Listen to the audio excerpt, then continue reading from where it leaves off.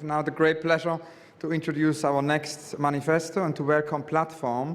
Platform works across disciplines for social and ecological justice. It combines the transformatory power of art with the tangible goals of campaigning, the rigor of in-depth research with the vision to promote alternative futures. Platform's current work is on oil, coal and gas in relation to social and climate justice. The projects focus on Iraq, Nigeria, Canada and the Caucasus, and the role of London, culture and finance. A very warm welcome to Platform and their manifesto, which is an anti-manifesto for democratic action on climate change.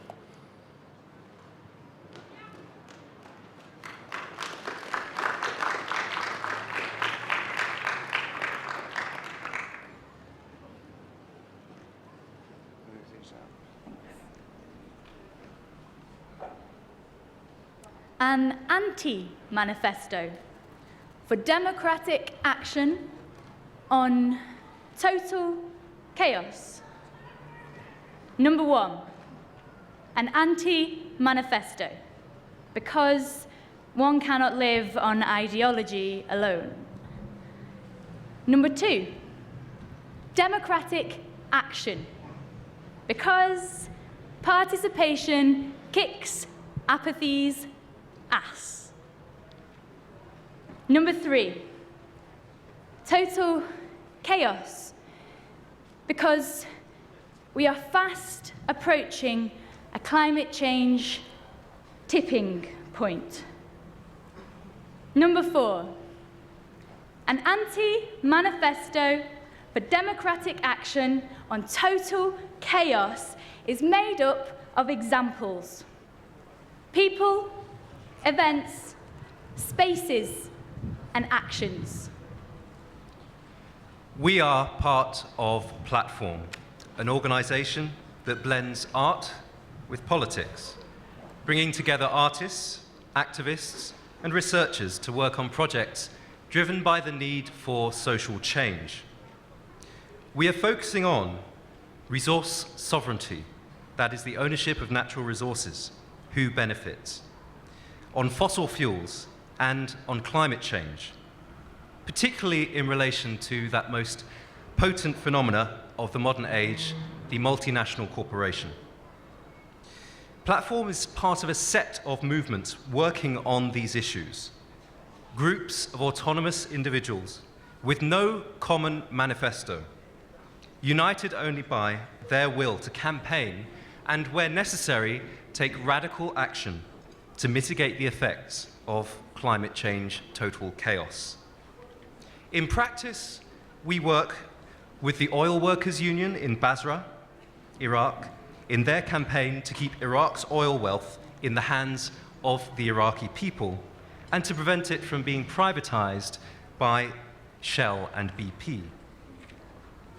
We are involved in the research and activism that underpins the Climate Camp, which some of you may have seen this summer. Next year, we will collaborate with the Arnold Feeney Art Centre in Bristol on a major exhibition of our work and our practice. Central to all of this is the idea and awareness that climate change has bearings on all of us, but it will affect some more than others. So climate change and social and global justice are clearly interrelated. As we wean ourselves off of oil and gas, we will have to face up to the dark legacy of the fossil fuel economy. The land that we have used to extract oil and gas will one day become useless and barren. The host communities living beside the oil facilities will become invisible. In Africa, extraction is a booming industry. The exploitation of the vast oil wealth of Nigeria's Niger Delta region has paid enormous profits into the hands of Shell, Chevron, and many other oil companies, including BP. 24-hour gas flaring, oil spills, and pollution has also decimated the once fertile land. Host communities of the Niger Delta suffer from endemic poverty and underdevelopment. In response, in the 1990s, the minority Ogoni people, mobilized by the author-activist Ken Saro-Wiwa, mounted a non-violent struggle for environmental and social justice for the Niger Delta. And they did that by taking direct action, occupying and shutting down oil facilities. The protesters were so successful that they forced Shell to withdraw from Ogoni land in 1993, and they have never since returned there. The oil companies collaborated with the Nigerian military government to silence the protesters using brutal crackdowns which killed many thousands. The struggle reached its peak with the execution of Ken Saro-Wiwa and 8 of his Ogoni colleagues after a flawed trial on false charges. 10 years later, 2005, Platform initiated Remember Saro-Wiwa, the project to involve artists and activists in creating a living memorial to Ken Saro-Wiwa here in London. The memorial takes the form of a life-size Nigerian steel bus carved with the names of the Ogoni Nine and also with a quotation from Ken Saro-Wiwa, which reads in capital letters, "I accuse the oil companies of practicing genocide against the Ogoni." That, if anything, could be our manifesto. The oil that we buy, use every day for our cars, houses, and air travel, the oil that we depend upon endangers the Ogoni and the many other minorities living in the Niger Delta and others in other oil-producing and oil-affected areas.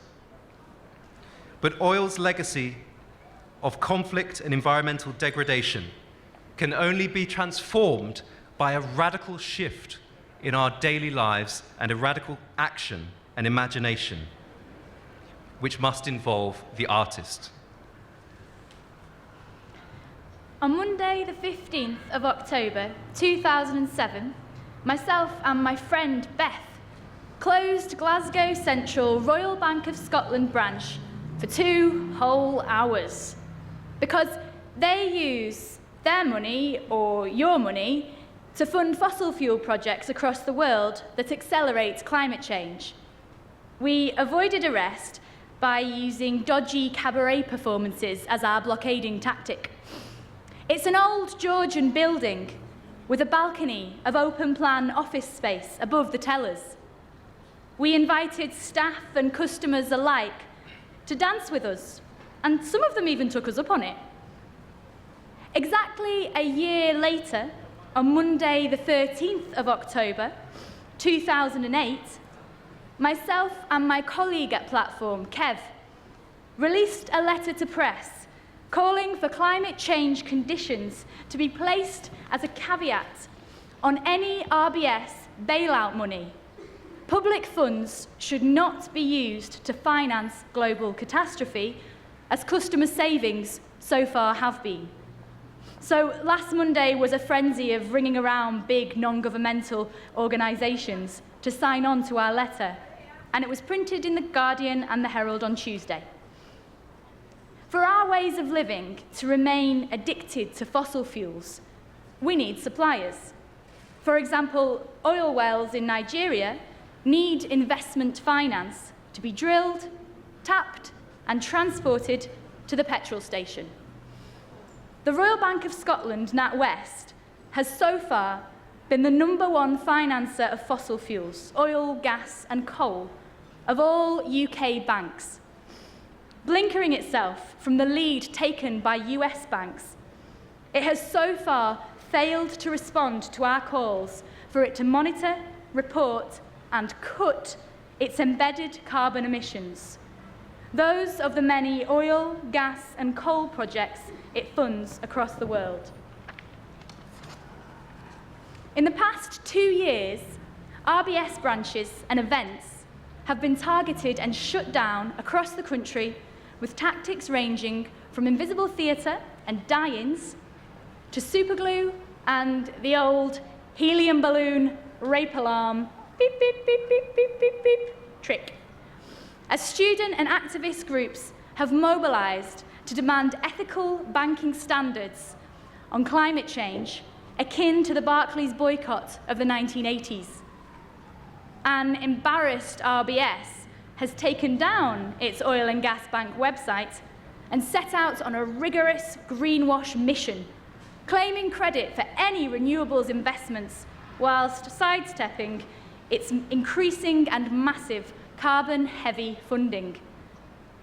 In August this summer, just gone, Climate Camp sprung up at Kingsnorth in Kent, a coal-fired power station, because that's where German power giant E.ON want to build a second coal-fired power plant, which would be the first in a new generation of the dinosaur technology that is coal power. The mass UK mobilisation of a broad range of organisations and individuals has risen up to fight for carbon emission reductions in the UK. We at Platform released Cashing In on Coal at Climate Camp because UK banks RBS, HSBC and Barclays are the key funders of E.ON's current UK projects. It's about the debit card in our pockets. Keep up and take part in whatever way you see fit by first visiting carbonweb.org and oilbankofscotland.com.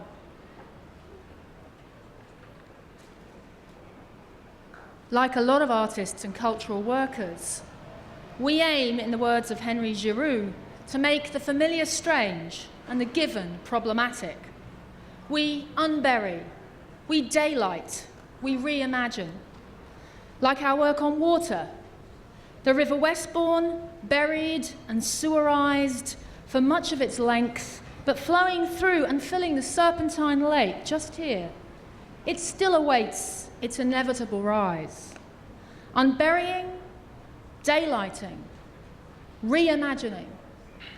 10 years ago, we initiated a network project on ethics and funding called Funding for a Change, looking at how to establish ethical fundraising policies for arts organisations and NGOs. A total of 90 organisations, groups and individuals met over 5 national events to discuss and reformulate, including people from the Tate and other middle and large-scale organisations. In the past 4 years, we've been heavily involved in a campaign by another organisation or a disorganisation called Art Not Oil. Art Not Oil campaigns against oil industry sponsorship of culture. BP, for example, sponsors the Royal Opera House, Tate Britain, British Museum, National Portrait Gallery, Natural History Museum.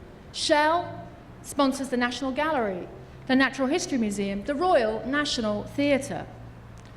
Art Not Oil can claim to have driven a wedge between the Natural History Museum's Wildlife Photographer of the Year award and former sponsor Shell. The deal has recently ended, surely collapsing under the weight of its own contradictions. How did tobacco and arms sponsorship become so taboo?